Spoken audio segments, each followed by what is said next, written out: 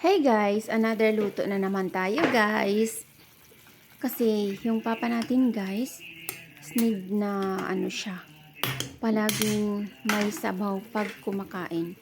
So guys, iniideya ko yung isda kasi parang lagi na lang nagtola, ganun, sinabawang isda, ganun. So iniideya ko, sinabawan pa rin.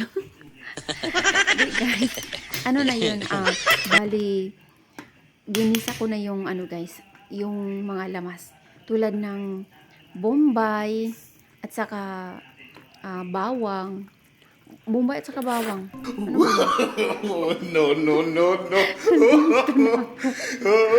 Hindi guys, bawang at saka sibuyas. Ayan guys, ginisa ko. Tapos may kasamang luya, ayun lang.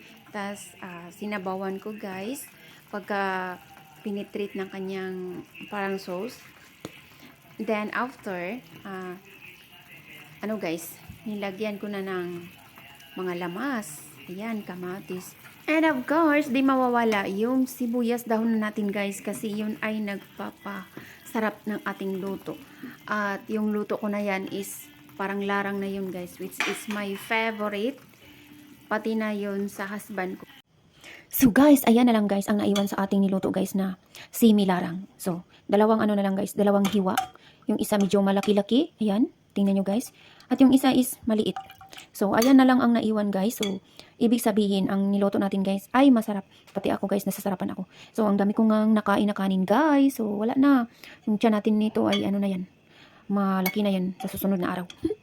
So guys, so itatry nyo guys, tulad ng pagluto ko guys, igisa nyo muna ang bawang at saka sibuyas, luya, tapos pagka ano guys, mga ilang minutes or segundo, i-ano nyo yung isda, ilagay nyo yung isda, tapos parang paanohin nyo yung ano niya, yung parang sauce. So pagka ano na sa sauce niya lumabas na, pwede na ninyong anuhin guys, lagyan ng tubig. So ayan ang ginawa ko guys, nilagyan ko na ng tubig, tapos yun, pagka malapit na siyang maluto guys or ihain, so nilagyan ko siya ng malunggay guys. Ayan, so ang sarap guys, so itatry nyo yan.